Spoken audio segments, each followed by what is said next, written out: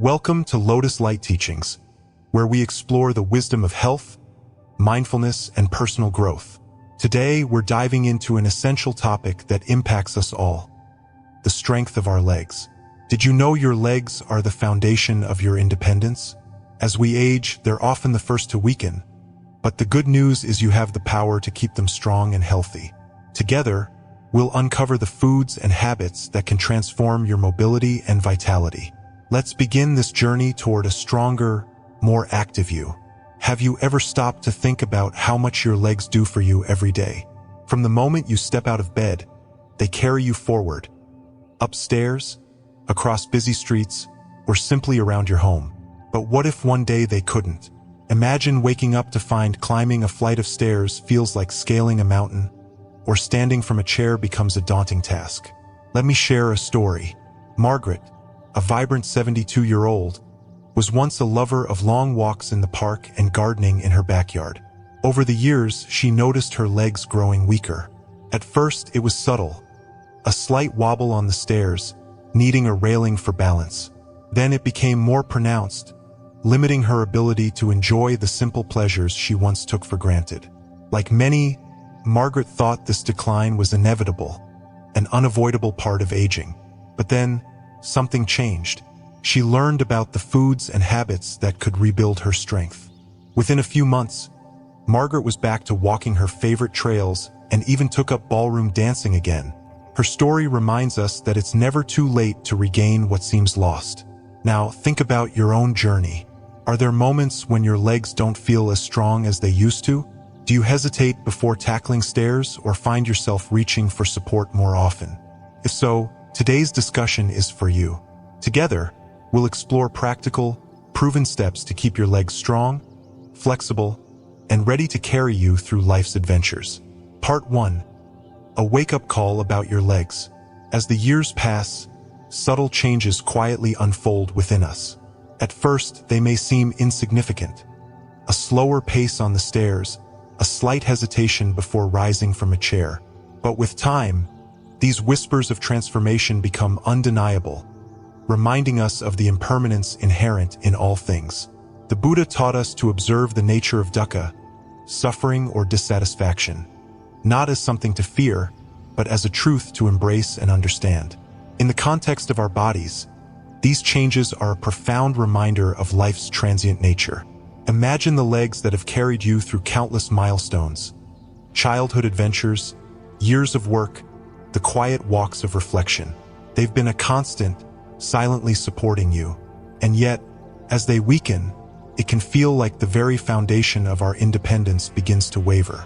This is where the teachings of anicca, or impermanence, guide us. Rather than resisting these shifts, we are invited to see them as an opportunity to deepen our connection with the present moment. The decline of physical strength, particularly in our legs, is not just a biological fact but also a mirror of the law of karma, the principle of cause and effect. Over the years, how we've treated our bodies, the nourishment we've provided, and the care we've extended to ourselves have accumulated to shape the state of our health today. But karma isn't immutable. It's dynamic, offering us a chance to plant new seeds for future well-being. The weakening of our legs can be a wake-up call, an invitation to realign with practices that nurture strength, balance, and vitality. When I think of the legs, I'm reminded of a story from the Buddha's life. In his later years, even the enlightened one experienced the natural decline of the body. One day, after a long journey, the Buddha sat beneath a tree, weary from travel. He turned to Ananda, his devoted attendant, and remarked on the body's fragility, describing it as a cart that must be constantly repaired to keep moving. The Buddha's words remind us that acknowledging our vulnerabilities isn't a sign of weakness. It's an act of wisdom. By recognizing our limits, we gain the clarity to act with compassion toward ourselves. This brings me to a question for you. How often do you listen to your body's quiet messages? Do you honor its need for rest, movement, and care, or do you push past its warnings, assuming there will always be time later? The Buddha emphasized mindfulness sati as a cornerstone of the Eightfold Path. In our modern lives, mindfulness can manifest as a commitment to being present with our bodies, noticing what they need, and responding with kindness. Consider, for instance, the act of climbing stairs. For many, it's a simple daily task. But for someone with weakened legs, it becomes a moment fraught with effort and uncertainty. This is not unlike the challenges we face in life.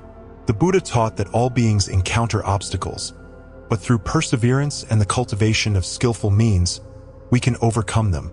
The strength of our legs, like our inner resilience, is something we can nurture through conscious effort. Let's reflect on Sila, the ethical conduct taught by the Buddha, which encompasses care for oneself and others. When applied to our physical health, Sila encourages us to act with respect toward our bodies. It's not about striving for perfection, but about recognizing that our bodies are precious vessels, deserving of care. This care extends beyond diet and exercise to include the ways we move, rest, and even think about our physical selves. Too often, we criticize our aging bodies, focusing on what we perceive as flaws. But such judgments only deepen our suffering. Instead, let's practice metta, or loving kindness, offering our bodies the same compassion we would a dear friend. There's a story of an elderly monk who, despite his frailty, continued to walk to the temple each morning. When asked why he didn't rest, he replied, "Each step I take is a step of gratitude for the legs that still carry me." This monk's simple act is a profound lesson in gratitude and perseverance. By honoring the strength we have, however limited it may seem, we open ourselves to the present moment's gifts. And so, as we consider the decline of our legs, let's ask ourselves, what seeds can we plant today to ensure strength tomorrow? The Buddha taught that the future is shaped by the actions of the present. If we nourish our bodies with wholesome foods, if we move with intention and care, if we rest when needed, we are engaging in right effort, one of the steps of the Eightfold Path.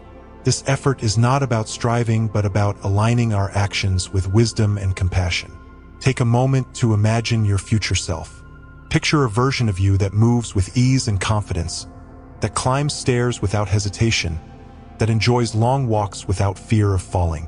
This future isn't guaranteed, but it's within your reach. Through mindful choices, you can create the conditions for a strong and vibrant body, one that supports your continued exploration of life's joys and challenges. As you reflect on this, remember that the journey towards strength isn't a solitary one. We're all interconnected, and the choices we make ripple outward. By taking steps to care for your own health, you inspire others to do the same. Together, we create a community rooted in vitality and resilience, grounded in the wisdom of the Buddha's teachings. And so, let me leave you with this thought. The strength of your legs, like the strength of your heart and mind, is something you can cultivate. Each small act of care is a step toward wholeness. The path may not always be easy, but it is always worth walking. Part 2. Understanding the science, why legs fade first. The Buddha once taught that understanding the nature of suffering is the first step to liberation. This profound insight invites us to look deeply into the causes of challenges in our lives. Not to fear them, but to understand them. For in understanding lies the path to freedom. When it comes to the body, especially the legs, the decline in strength is one such challenge. It feels like a betrayal, doesn't it? The legs that once carried us with ease now seem to falter under the simplest tasks. But if we look closely, we see not betrayal but the workings of natural law, the interplay of impermanence, effort, and cause and effect. Have you ever considered how much your legs do for you every day? From the moment we rise in the morning, they carry the weight of our entire being. They bear us through life's mundane tasks, its adventures, and its trials. Yet, as the Buddha reminds us, all things are impermanent. This includes our physical strength. The decline of muscle mass, a process known as sarcopenia, is not something to resist but something to understand. It begins quietly, often unnoticed in our 40s, and accelerates as we age. By our 60s, the effects become more pronounced, often startling us with their intensity. Why do the legs suffer the most? The answer lies in their role as the largest and most active muscle groups in the body. Like the pillars of a temple, they are constantly supporting, constantly under strain. And yet, even the strongest pillars weaken over time if they are not maintained. The legs, in their silent labor, remind us of the Buddha's teaching on dukkha, that all conditioned things are subject to wear and tear, to stress and eventual decline. Imagine for a moment that your muscles are like a savings account. In our youth, we make abundant deposits. Running, jumping, climbing, each action builds strength, much like depositing coins into a jar. But as the years pass, withdrawals begin. These withdrawals, in the form of natural aging, reduced activity, and slower recovery, gradually outpace our deposits. By the time we realize the imbalance, the reserves may already feel alarmingly low. This is the nature of karma, the consequences of our actions, past and present, unfolding in ways we cannot ignore. But karma is not fate. It is not a punishment but a teacher. Just as we can choose to spend or save money, we can choose to nurture or neglect our physical well-being. The weakening of the legs is a reminder, not a sentence. It's an invitation to pause, reflect, and act with intention. What seeds will you plant today to support your body tomorrow? The Buddha's teachings on right effort, one of the steps in the Eightfold Path, guide us here. Right effort is not about struggle but about wise, mindful action, cultivating what is beneficial and abandoning what is harmful. Let me share a story from the Buddha's time. A young monk once complained about the difficulty of maintaining his practice. "Master," he said, "my body is weary, my legs ache. How can I continue?" The Buddha, ever compassionate, told the monk to think of his body as a cart. "When the cart begins to creak," he said, "do we abandon it? No, we tend to it. We tighten the bolts, repair the wheels, and continue the journey." The Buddha's words remind us that our bodies, too, require care and attention. When our legs weaken, it is not a sign to give up but a signal to tend to them with mindfulness and compassion. In the modern world, we often overlook the wisdom of balance. We push our bodies when we are young, neglecting rest and nourishment, only to lament their decline later. But the truth is, it's never too late to restore balance. Even small acts, stretching, walking, eating nourishing foods, can make a profound difference. Each step is a deposit into the account of your well-being. Consider the interplay of anatta, the teaching of no self, in this context. The legs are not yours in the sense of ownership. They are part of a larger system, interconnected with your habits, your environment, and the choices you make daily. When you see your body not as an isolated entity but as part of the flow of life, you realize the power you have to influence its course. The food you eat, the movement you engage in, the rest you allow, all of these are choices that shape your body's strength and vitality. Think of the farmer tending his field. If he neglects the soil, allowing it to erode and deplete, the crops will wither. But if he enriches the soil, waters it diligently, and rotates his crops, the field will flourish even in challenging seasons. Your legs are like that field. They thrive on care and attention. The Buddha's teaching on pratitya, or dependent origination, reminds us that nothing exists in isolation. Weak legs are not an isolated phenomenon. They are the result of a web of causes and conditions, many of which we can influence. In this journey of understanding and caring for our legs, patience is key. The Buddha often spoke of the importance of cultivating khanti, or forbearance. Change, especially when it involves rebuilding strength, takes time.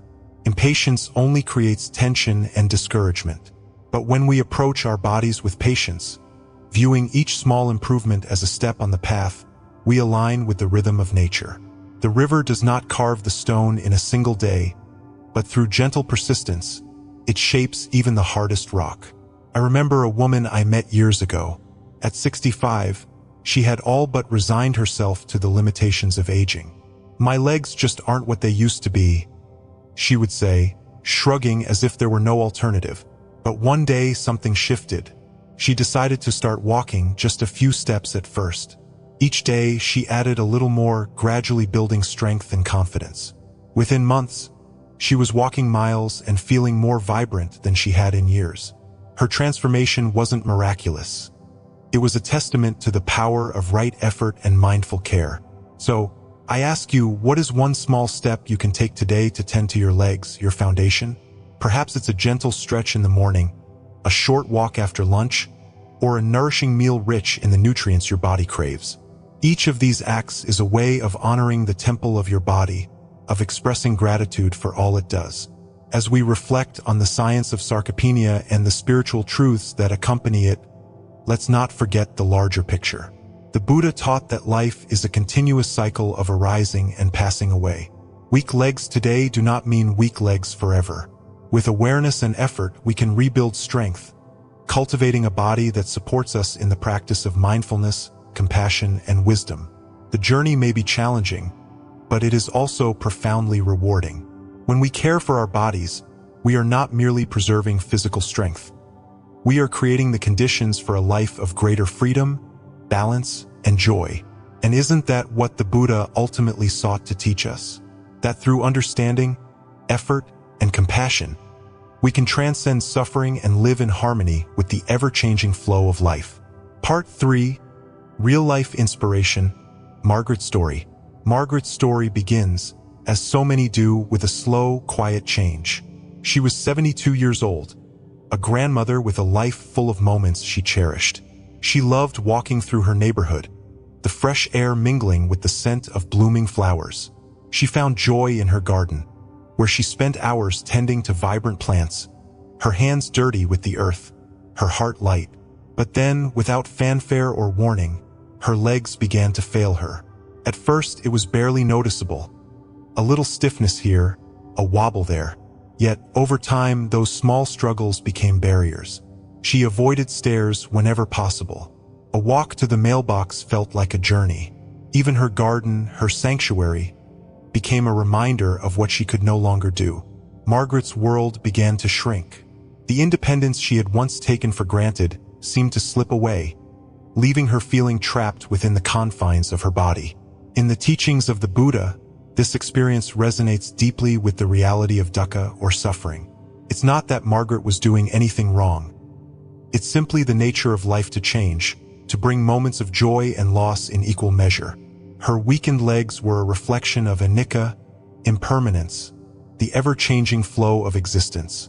But as the Buddha reminds us, understanding suffering is the first step toward freedom from it. Margaret, however, did not give up. One afternoon, after an exhausting attempt to rise from a chair, she sat still, breathing deeply.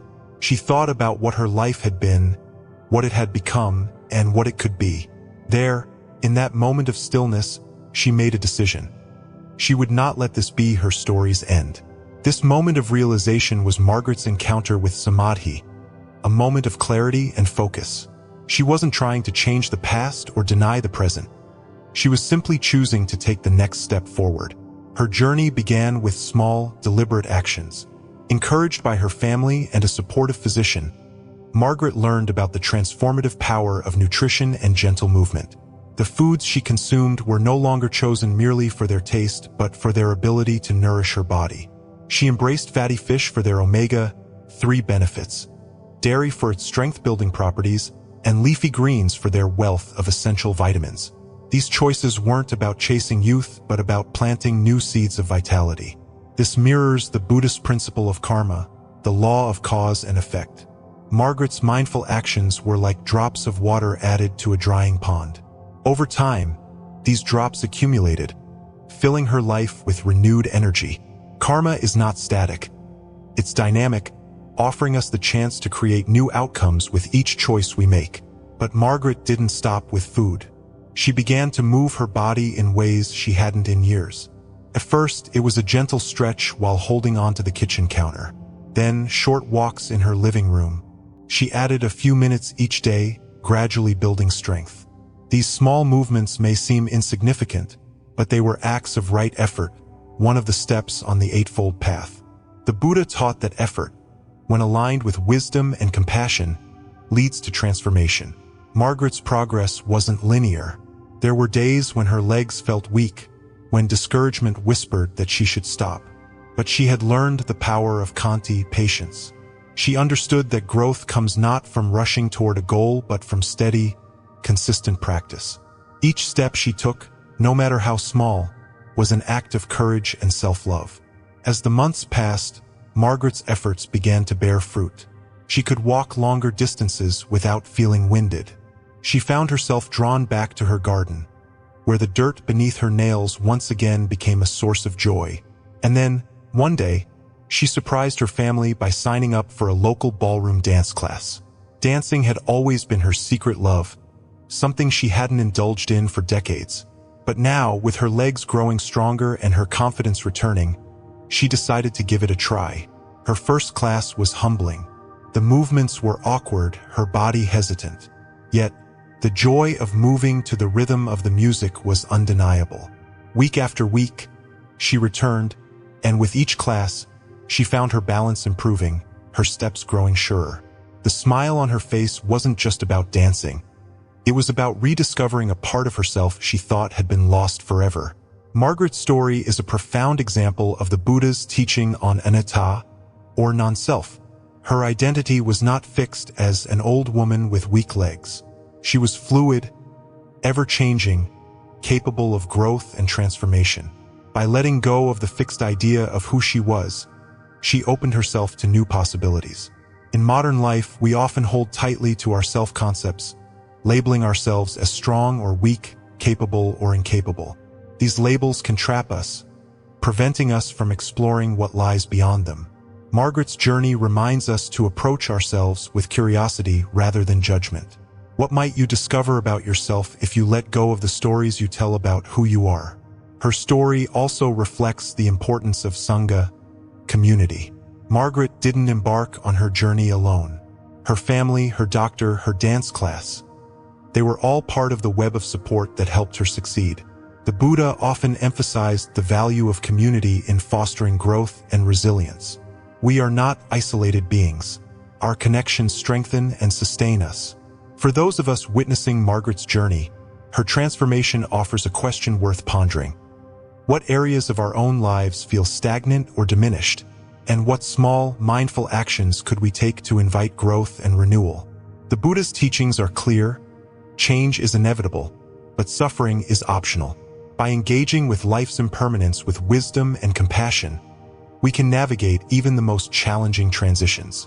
Margaret's return to vitality wasn't just a physical achievement. It was a spiritual awakening. It taught her, and those around her, that life, even in its later stages, holds untold potential. It showed that the body, while vulnerable to time, is also incredibly resilient when treated with care. Her story is a testament to the interconnectedness of mind, body, and spirit. When we nourish one, the others benefit. Margaret's legs grew stronger, yes, but so did her heart, her joy, her sense of purpose. In every dance step, she celebrated not just her renewed strength, but the sheer wonder of being alive. And so, as we reflect on her journey, let's ask ourselves, what steps can we take today to honor the life we've been given? Whether it's tending to our physical health, nurturing our relationships, or cultivating a mindful practice, every action counts. Like Margaret, we have the power to turn moments of struggle into opportunities for growth. Life may not always move in the direction we expect, but with patience, effort, and compassion, it can lead us to places of beauty we never imagined. The foods we choose to nourish our bodies can be likened to the seeds of farmer plants in the soil. Some seeds grow quickly, offering immediate sustenance, while others take time, their roots reaching deep to strengthen and sustain us over the long term. In this way, the teachings of the Buddha on karma, the law of cause and effect, come alive in the choices we make about what we eat. Each meal becomes a conscious act, a way of aligning with nature's rhythm and fostering balance and vitality. Let us delve deeply into 3 specific foods that have the power to transform our legs, the foundation of our mobility and independence, and explore how their benefits ripple outward into all aspects of our lives. Fatty fish, with its rich, nourishing oils, is often referred to as a superfood, and not without reason. Imagine the cold waters where salmon, mackerel, and sardines thrive. These fish embody resilience, their bodies streamlined for endurance and strength. When we consume fatty fish, we inherit a small part of that resilience through the omega-3 fatty acids they contain. Omega-3s are like a soothing balm for the inflammation that often accompanies aging. Just as the Buddha taught us to calm the mind through samadhi, concentration, these healthy fats calm the body, reducing stiffness and joint pain, helping muscles recover after exertion, and even improving the flow of energy throughout the body. Protein, another gift from fatty fish, serves as the building block of muscle repair and growth. Think of it as the scaffolding that supports the temple of your body. Without adequate protein, the structure weakens, its foundation unsteady. For the legs, this means diminished strength, slower recovery, and greater susceptibility to injury. Yet, by including just a few servings of fatty fish in your weekly meals, grilled salmon with a squeeze of lemon, a tuna salad packed with fresh greens, or even a simple snack of sardines on whole grain crackers, you provide your body with the resources it needs to rebuild and thrive. The beauty of this wisdom is that it's accessible to all. If fish doesn't suit your preferences or lifestyle, nature provides alternatives. Walnuts, chia seeds, and flax seeds are potent sources of plant-based omega-3s. These small yet powerful foods remind us of the Buddha's teaching on anatta, non-self, that all beings, from the tiniest seed to the mightiest tree, are interconnected. When we eat mindfully, even the simplest meal becomes an opportunity to honor this interconnection and support the delicate ecosystem within us. Dairy products, often a staple in many households, carry a quiet yet profound strength. A glass of milk, a cup of Greek yogurt, or a slice of aged cheese may seem unassuming, but within these foods lies a wealth of nourishment. Calcium, the mineral most commonly associated with dairy, fortifies our bones, ensuring that they remain sturdy and resilient as we age. The Buddha's analogy of the cart, a body that must be tended to if it is to carry us through life, applies perfectly here. Strong bones are like well-maintained wheels, allowing the cart to move smoothly over the terrain of life's challenges. Equally important is the protein found in dairy. While calcium strengthens the bones, protein repairs and rebuilds the muscles, ensuring that our legs retain their capacity to support us. The combination of these two nutrients creates a synergy, a balance reminiscent of the middle way, where neither is neglected and both contribute to holistic health. For those who are lactose intolerant or prefer plant-based options, the teachings of upaya, skillful means, come into play. Almond milk fortified with calcium, soy-based yogurts, and leafy greens like kale and broccoli are excellent substitutes. By approaching dietary choices with flexibility and creativity, we align with the Buddha's wisdom, adapting skillfully to meet our needs while staying true to our goals. Leafy greens, often overlooked, are among the most potent allies for maintaining strong legs. Spinach, kale, and collard greens are more than mere side dishes. They are repositories of vitamin K, magnesium, and potassium. Vitamin K plays a vital role in bone health, acting as a kind of glue that helps calcium bind effectively, strengthening our skeletal framework. Without it, much of the calcium we consume would remain unutilized, its potential unrealized. Magnesium, meanwhile, supports muscle relaxation, preventing cramps and spasms that can disrupt not only our movement but also our peace of mind. And potassium, essential for electrolyte balance, ensures that our muscles remain energized and fatigue-resistant, allowing us to walk, climb, and stretch with ease. When we incorporate leafy greens into our meals, we are reminded of the Buddha's teaching on paticca samuppada, dependent origination, that everything arises and exists in dependence on other factors. The health of our legs does not exist in isolation. It is the result of countless small choices: what we eat, how we move, the care we give ourselves. A kale salad with a drizzle of olive oil and a sprinkle of nuts becomes more than a meal. It is a step on the path to greater well-being. The story of Linda, a 65-year-old woman who transformed her health through these choices, illustrates this truth beautifully. For years, Linda struggled with leg cramps and a lack of energy. Encouraged by her daughter, she began adding spinach to her smoothies, sautéing collard greens as a side dish, and experimenting with kale in her salads. Within weeks, she noticed a difference. The cramps subsided, her legs felt stronger, and her overall vitality improved. Linda's journey reflects the Buddha's teaching on virya, or effort. It is through consistent, mindful effort that we cultivate the conditions for positive change. These foods, fatty fish, dairy, and leafy greens, are not simply sources of nutrition. They are teachers. They remind us of the interconnectedness of body and mind, the importance of mindful choices, and the potential for renewal at any stage of life. When we approach our meals with intention, savoring each bite as an act of self-care, we honor not only our physical needs but also our spiritual journey. As you consider these foods and their benefits, ask yourself, what small changes can I make today to support my legs, my foundation? Perhaps it's a commitment to preparing a meal rich in omega-3s or taking a moment to appreciate the humble power of a glass of milk. Each choice, however small, is a step toward greater balance, strength, and peace. And as the Buddha taught, it is through such mindful steps that we move closer to liberation, one moment, one meal, one breath at a time. When we consider the strength and vitality of our legs, it becomes clear that they are not merely tools for movement but symbols of our connection to life itself. The Buddha's teachings remind us that every aspect of our existence is interconnected. Our bodies, minds, actions, and habits form a web of cause and effect that shapes our present and future. To nurture this connection, we must approach our daily habits with mindfulness, intention, and a spirit of loving kindness toward ourselves. Movement is an essential part of life, a rhythm that echoes in every breath we take. Imagine the simplicity of walking, one foot placed gently in front of the other. This basic act, repeated countless times each day, is a reminder of the middle way, the balance between effort and ease. Yet as we age, the strength to move with confidence may wane, and it is here that the practice of daily activity becomes vital.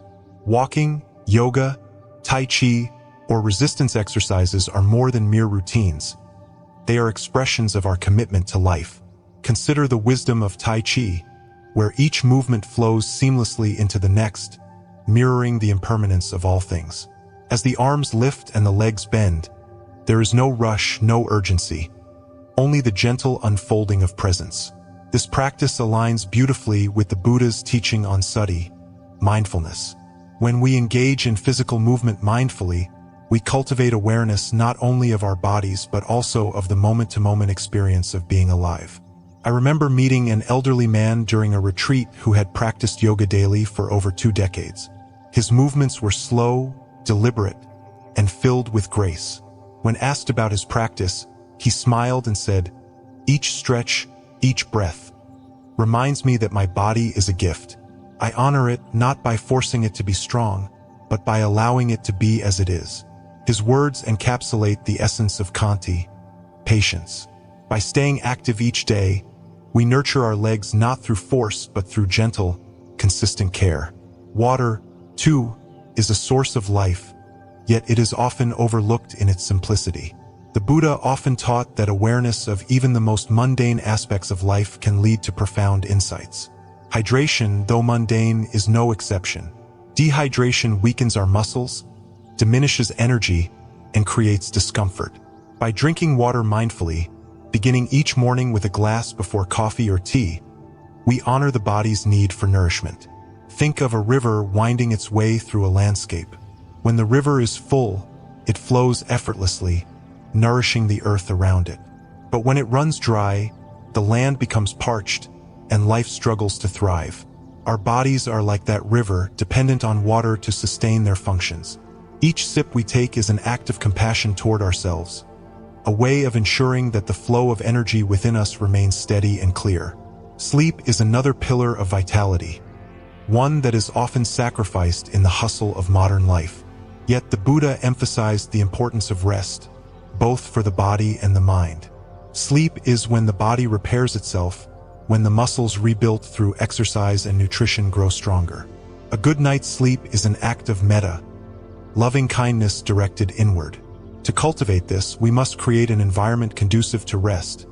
Dimmed lights, the absence of screens, and perhaps a quiet moment of meditation to ease the transition from wakefulness to sleep. I once knew a woman named Jane who struggled with chronic insomnia. Despite her exhaustion, she pushed herself through each day, ignoring her body's cries for rest. During a mindfulness retreat, she was guided to approach sleep not as a chore but as a sacred practice.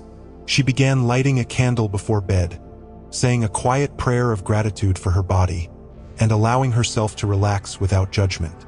Within weeks, her sleep improved, and with it, her energy and vitality. Jane's experience demonstrates the transformative power of samadhi, the focused attention that arises from mindful practice. Combining these habits with mindful nutrition completes the circle. The foods we consume are not isolated from our activities. They are part of a holistic system that supports life. A spinach smoothie after a morning walk, for example, becomes more than just a meal. It is an offering to the body, a way of honoring its needs. This integration of food and movement reflects the Buddha's teaching on paticcasamuppada, or dependent origination. Each element of our lifestyle arises in dependence on the others, creating a cycle of nourishment and growth. The story of Robert, a retiree who transformed his health through small, mindful changes, illustrates this beautifully. Robert began walking for 20 minutes every morning, carrying a bottle of water to stay hydrated. Afterward, he enjoyed a breakfast of yogurt and fresh fruit, a simple yet powerful way to fuel his body.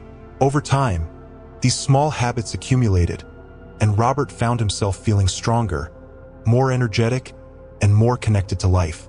His journey is a testament to the Buddha's teaching on virya, or effort, the gentle persistence that leads to profound transformation. As you reflect on these habits, consider how they might fit into your own life. What small adjustments could you make to honor your body, to nurture its strength and vitality?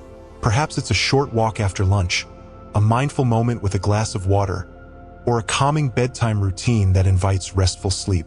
Each act, however small, is a step on the path toward greater well-being. The Buddha's teachings remind us that life is not about achieving perfection, but about walking the path with mindfulness, compassion, and a willingness to learn.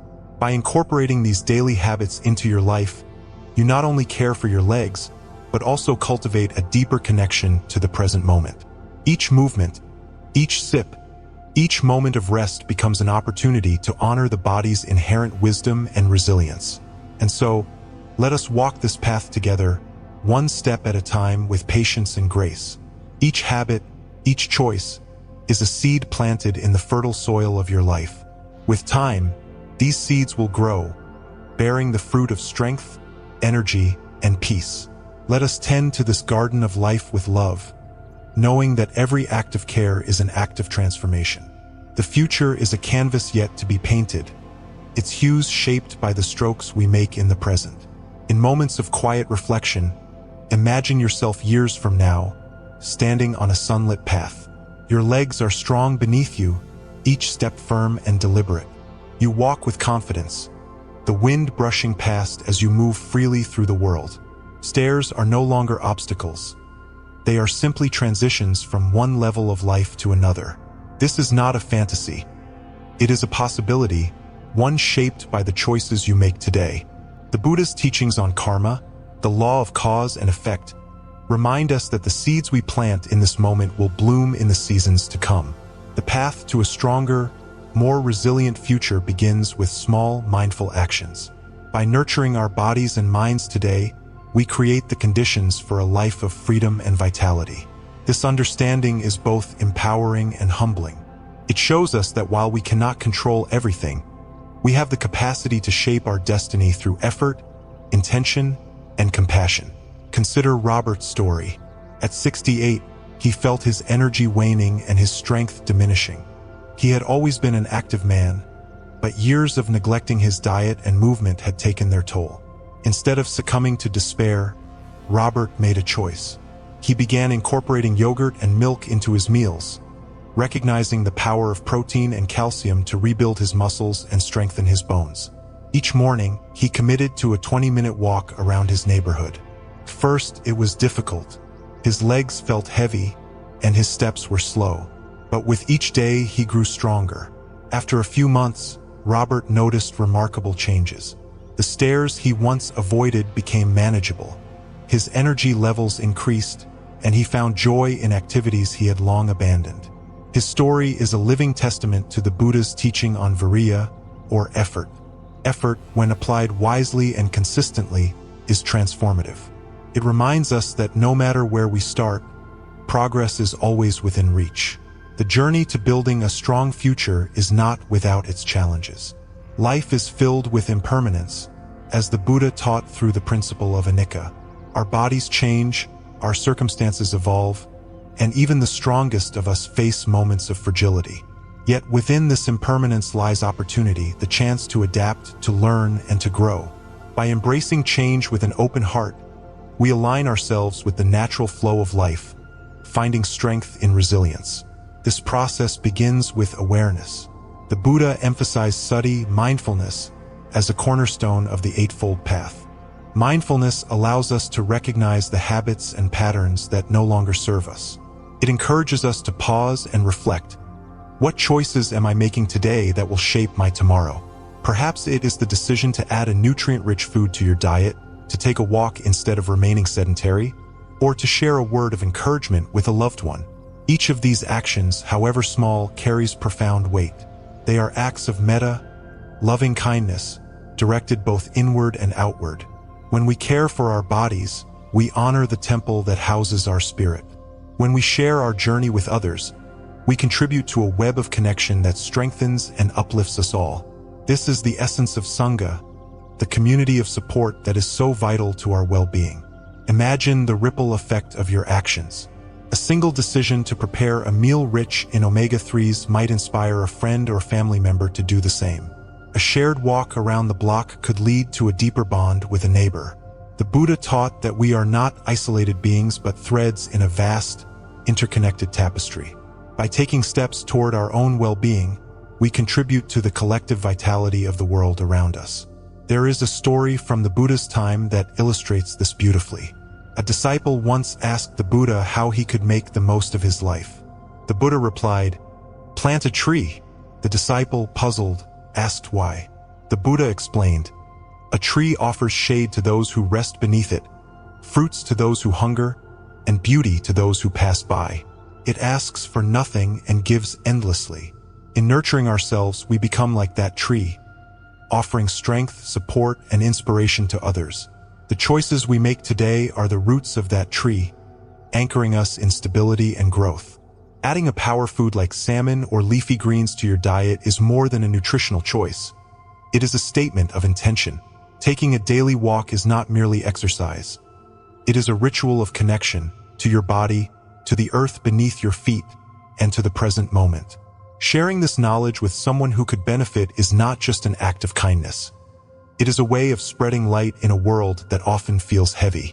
As you move forward on this journey, remember that the path is not linear. There will be days when progress feels slow, when old habits resurface, or when life's challenges seem overwhelming. In those moments, return to the teachings of the Buddha. Practice khanti, patience. Recognize that every step, no matter how small, is part of the larger journey.